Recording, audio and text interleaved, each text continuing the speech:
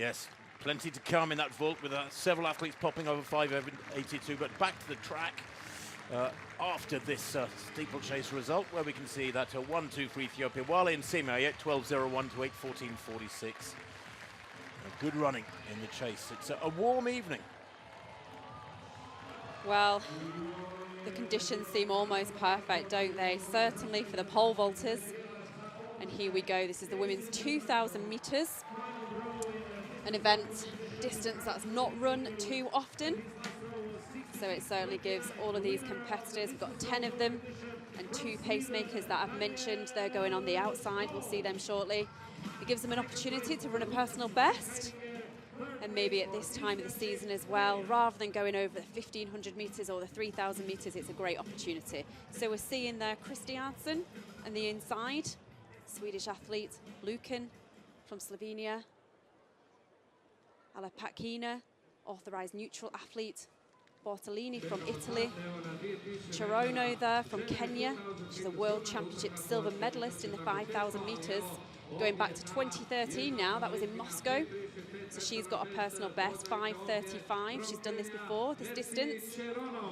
Morvi there of the Czech Republic. She's a 6 times national champion over 815, so stepping up in this distance. Olympic finalist we've just seen just go out of the picture there. Gebra Zebra of Ethiopia. Barta from Sweden. I think Sayum and Barta in the wrong order according to my start list, but it doesn't matter, they're on the start line.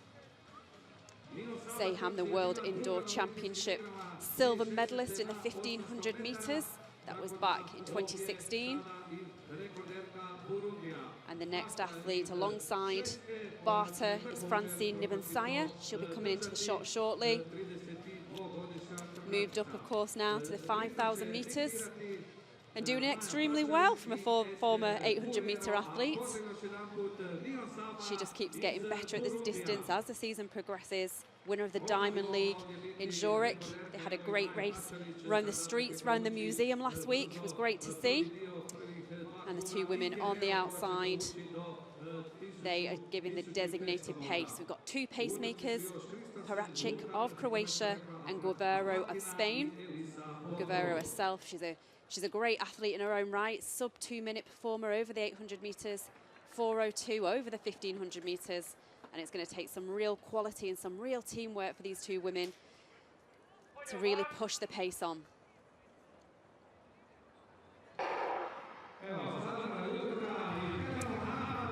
So we're really fortunate, aren't we, Tim, that we managed to have a call online with the meet organisers of all these meetings. And we managed to talk to Alfonso Juk, who's the meet director of this one. And he explained to us, you know, it's the 71st edition of this obviously historic meeting, but Zagreb has never had a world record. So we're not promising one this evening, but this race has definitely been set up with a really fast time in mind.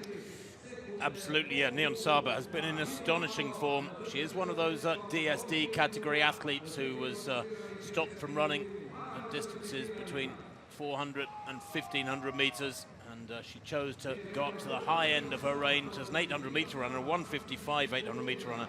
It has really raised eyebrows, her ability to run 8:19 for the 3,000, which she managed in Paris to be the 5th fastest of all time, and 14:25 for a big win over 5,000 meters in Brussels just last week or 10 days or so ago. But she's slotted into 3rd place here, and I think there's a realistic chance here of her going for the world record, Jenny. That first lap, 64.5, well, it was pretty much spot on, and she's going with the pacemakers here in that orange vest. Guerrero is going to have to work very hard. I think she's the pacemaker who's expected to take Niyonsaba through to the difficult section, through the 3rd quarter of the race. Yeah, well, I can always tell. It's a good indication, isn't it, when you see the field strung out right from the beginning, and that's the way it's unfolded right from the gun. But very, very sensible economic pacemaking so far. We've been given a split at 800 meters of 2:09, which of course, if you work that out, it's 64.5 seconds for 400, which is exactly the time that the pacemaker took them through that first 400 meters. So she's got herself to 700 meters, and she's carrying on. as Guerrero is now in charge. So we're looking at 2:09 at 800 metres, and I think we're going to be slightly inside that. A long way inside it, Jenny, you're right. Well, I say a long way inside it. Actually, the clock always seems to stop when they've taken 2 or 3 strides past the line. So pretty much perfect pacemaking. Good job done by Maja Pakaric, the Croatian, for the first 700 or so. Now Guerrero, the burden is on her. They're looking to get to 1200 and 3:13. So we are looking for another 64 here. Guerrero out in front, working very hard. She is a 1:59 and 4:02 performer herself, but she really works hard with the upper body, doesn't she? She's not a tall, linear performer, but covers the ground well enough.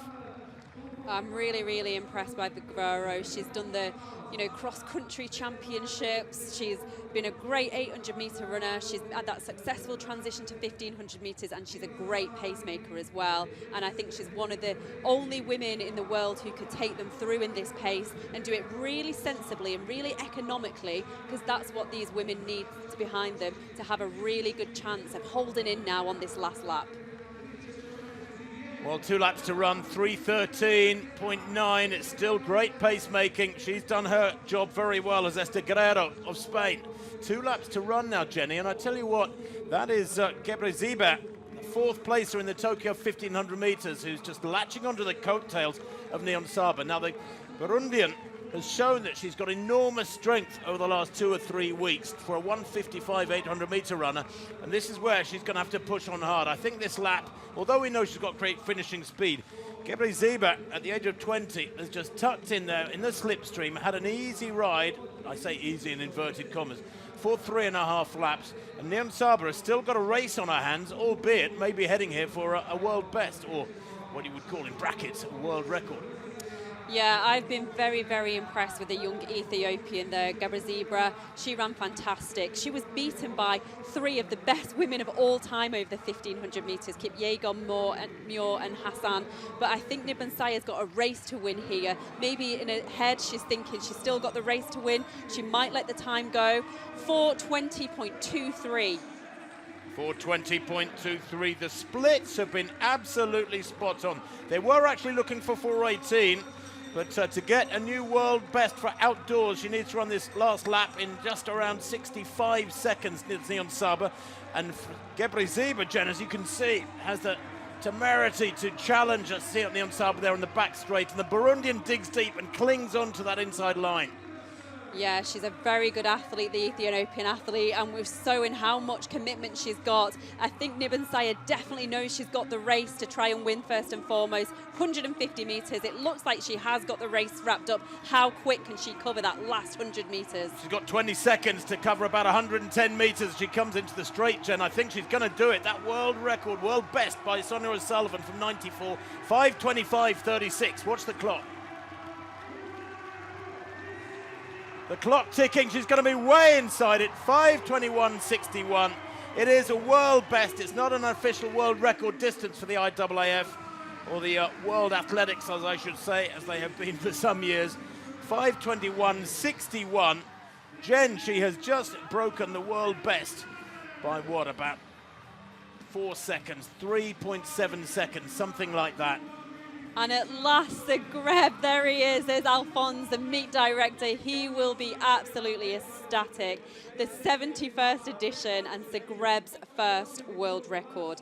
And adding to the mix as well, the fastest time ever posted, so the time we were talking about was the world outdoor best, was actually by Dibaba indoors, a slightly quicker time, 5:23.75. So Niyonsaba's time there has surpassed that one as well. The fastest time ever in the world, indoors and outdoors. Yeah, it tidies it up, doesn't it? It's always a little bit strange when an indoor world record is quicker than the outdoor version, but that is the quickest time. An out-and-out world best. She's been handed a world record card, as you saw. What I do love about Niyonsaba is she wears her heart in her sleeve. She grits her teeth. She looks mortal when she races. She really works hard in every one of these quick races. There is controversy, of course, because of that DSD issue. But that aside, you have to admire this athlete for 100 reasons. She trains hard. She works very hard. She races and gives 101%. And